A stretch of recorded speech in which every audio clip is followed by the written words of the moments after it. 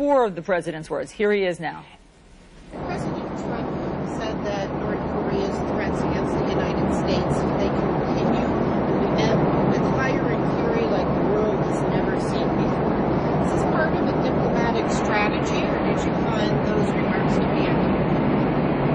Well, I think, the U.S. and the international community with respect to North Korea has actually had a pretty good week. We had a unanimous UN Security Council resolution to strengthen sanctions against North Korea, with China and Russia joining us in that vote. And then at ASEAN, there were a lot of strong statements coming out of ASEAN that I think also reinforced that the global community has expressed its view that North Korea really needs to stand down this program. So I think in response to that, the North Koreans' rhetoric has just ratcheted up louder and louder and more threatening.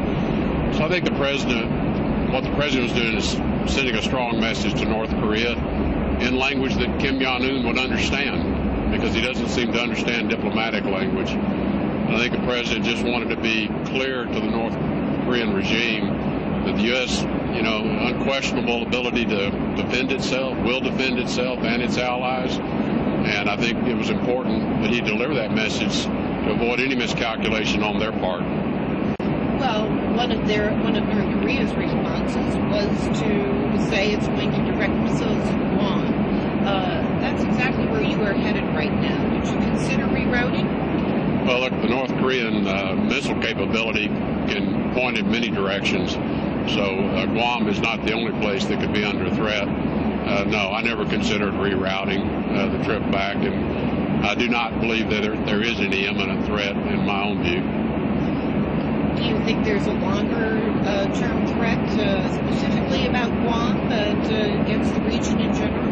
Well, I hope not. Again, what we're hopeful is that this pressure campaign, which the entire world now has joined us in, and with the engagement of China and Russia, two of North Korea's closest neighbors, that they can begin to persuade the regime that they need to reconsider the current pathway they're on. Think about engaging in a dialogue about a different future. Have China and Russia been helpful at all to you in the last 24 hours? Have you spoken with your counterparts, and have they helped in any way? Well, I haven't spoken to them since we left Manila, which was, I guess, about a day and a half ago. But we had direct discussions in Manila about the situation. I know that they were having talks as well with a representative from North Korea.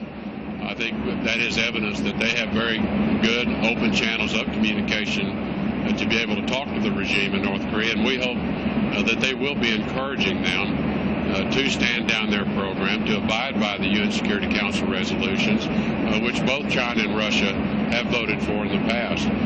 So I'm hopeful that they can use their influence, and I believe they do have influence with the regime, to bring them to a point of dialogue, but with the right expectation of what that dialogue will entail. Has anything happened in the last 24 hours to lead you to believe that we are moving towards a military option, perhaps more quickly than anticipated?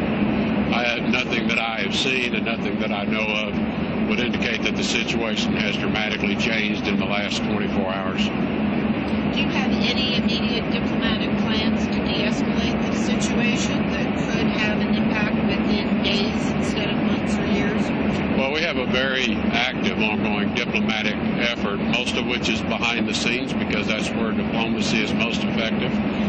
We have very open conversations, and our telephone lines remain open, certainly to China and Russia, as well as our allies. And I think publicly we've been pretty clear in our statements directed at the North Koreans as to what we would like to see happen, and to make clear to them that we do not seek to be a threat to them. But we have to respond to the serious threats that they make towards us. There have been calls for you to launch a new diplomatic effort. Do you feel that a new strategy may be warranted? I do not. I think the strategy we're currently on is working. In fact, again, we have now garnered widespread international support, obviously not just with the UN Security Council resolution, but globally, countries are speaking out and expressing the same view as to what North Korea should do, which is not be a threat. to the stability of the region. I think, in fact, the pressure is starting to show. I think that's why the rhetoric coming out of Pyongyang is beginning to become louder and more threatening. Whether we've got them backed into a corner or not is difficult to say, but diplomatically, you never like to have someone in a corner without a way for them to get out. And what is Pyongyang's way out? Talks with the right expectation of what those talks will be about. Do you have any advice for Americans? Should they be worried? I think Americans should sleep well at night, have no concerns about this particular rhetoric of the last few days. I think the president, again, as commander-in-chief, I think he felt it necessary to issue a very strong statement directly to North Korea. But I think what the president was just reaffirming is the United States has the capability to fully defend itself from any attack and defend our allies, and we will do so. And so the American people should sleep well at night.